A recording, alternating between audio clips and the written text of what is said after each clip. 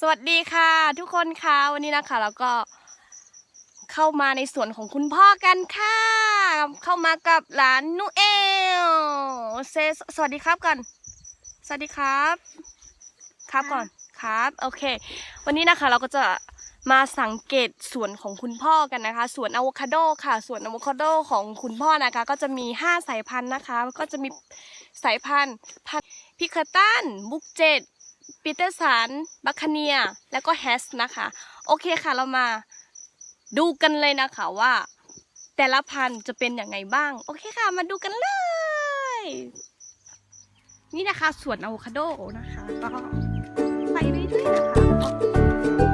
ก็กว้างอยู่นะคะสวนนะคะโอเคค่ะเราไปเดินไปเรื่อยๆนะคะ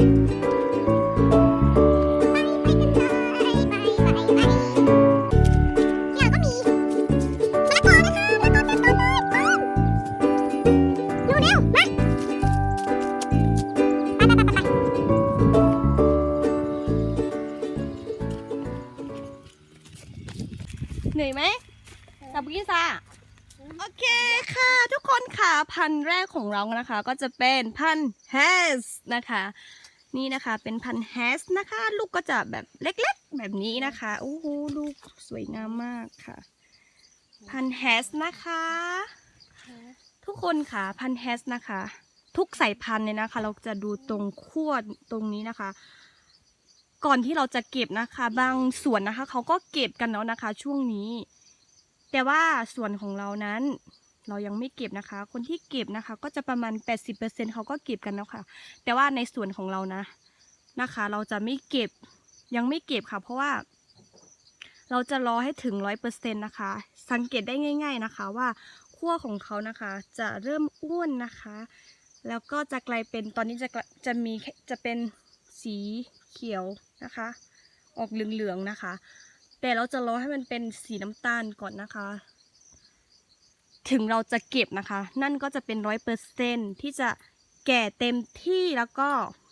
สามารถเด็ดได้แล้วก็ส่งให้ลูกค้าได้นะคะทุกคนค่ะนี่นะคะเราไม่อยากจะเด็ดตอนนี้นะคะเพราะว่าเราอยากให้ลูกค้าได้กินของที่100%แล้วก็มีความอร่อยเต็มที่นะคะแล้วก็สายพันธุ์นี้ก็จะเป็นสายพันธุ์ที่อร่อยที่สุดเลยนะคะสำหรับหนูแล้วถึงแม้ลูกเขาจะเล็กๆแบบนี้นะคะแต่ข้างในคือ the best นะคะอร่อยมากโอเคค่ะเรามาดูสายพันธุ์อื่นกันเลยค่ะนี่นะคะต้นนี้นะคะก็จะเป็นพันธุ์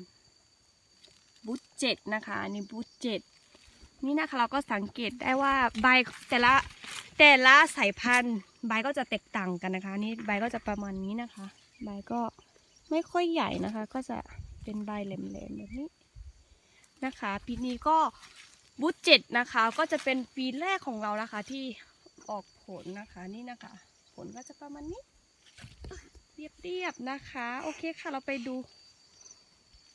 พันธุ์ต่อไปเลยค่ะนี่ลิงน้อยไปโอเคค่ะต้นนี้ก็จะเป็นปีเตอร์สันนะคะพันธุ์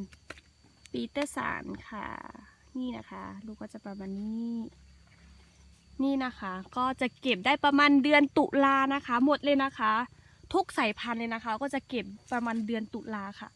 และแต่ละสายพันธุ์นะคะบูทเจ็ดกับปีเตอร์สันนะคะใบก็จะแตกต่างกันนะคะแล้วก็แต่ว่าผลอ่ะลูกของเขาอ่ะก็จะดูเหมือนจะคล้ายๆกันนะคะสำหรับหนูแบบสังเกตแล้วมันจะคล้ายๆกันนิดนึงนะคะค่ะนี่ลิงของเราก็มาด้วยทุกที่เลยโอเคค่ะไปดูต้นต่อไปกันค่ะต่อไปนะคะเราจะมาดูสายพันธุ์ต่อไปกันเลยค่ะนี่นะคะสายพันธุ์นี้ก็จะเป็นบัคคาเนียโอเคค่ะทุกคนค่ะบัคคาเนียนะคะบัคคาเนียก็จะเป็นผิวเรียบๆนะคะแต่ก็ขรุขระนิดนึงนะคะถ้าสังเกตดีๆนะคะแล้วใบก็จะประมาณนี้นะคะทุกคนค่ะถ้าคนที่ไม่รู้เรื่องเกี่ยวกับอะโวคาโดหรือว่าไม่รู้แบบไม่เคยทานหรือว่าไม่ได้อะไรเยอะแยะมากมายกับอะโวคาโดนะคะเหมือนหนูนะคะก็จะไม่ค่อยรู้นะคะ3 สายพันธุ์ที่อะไรนะที่เมื่อกี้นะคะบูทเจ็ดแล้วก็บัคคาเนียแล้วก็ปีเตอร์สันนะคะสำหรับหนูแล้ว ผิวมันคล้ายๆกัน แล้วก็สังเกตได้ยากนะคะ โอเคค่ะ ไปดูสายพันธุ์ต่อไปกันเลยค่ะ โอเค เรามาถึงพันธุ์พิคตันกันแล้วนะคะ นี่ก็จะเป็นพันธุ์สุดท้ายของเราแล้วนะคะ นี่นะคะพิคตันผิวก็จะดูง่ายนะคะ นี่ผิวจะขรุขระแบบนี้นะคะ ทุกคนคะสังเกตได้ง่ายนะคะ นี่หนูก็รู้สึกว่าสังเกตง่ายนะคะ เพราะว่าผิวมันจะแตกต่าง แล้วก็ผิวเขาจะขรุขระแบบนี้นะคะ นี่เต็มต้นเลยค่ะ ดูเต็มเลยมีลิงน้อยด้วยจ้า นี่นะคะเต็มต้นเลยค่ะ ทุกคนค่ะแล้วก็สังเกตได้ง่ายหน่อยนะคะพิคตันนะคะ แต่ช่วงนี้เราก็ยังไม่สามารถเก็บได้นะคะ เราก็จะรอถึงเดือนตุลาเช่นกันค่ะ นี่นะคะพิคตันต้นก็ไม่ค่อยสูงเท่าไหร่นะคะนี่เต็มต้นเลยค่ะโอเคค่ะวันนี้ก็พอแค่นี้ก่อนเนาะโอเคพี่นูเซบายบายก่อนเซบายบายทุกคนก่อนบายบายจุ๊บด้วยนะบายบายจุ๊บโอเคบายบายค่ะไว้เจอกันคลิปหน้านะคะว่าเราจะมาทำอะไรกันต่อนะคะโอเคค่ะบายบาย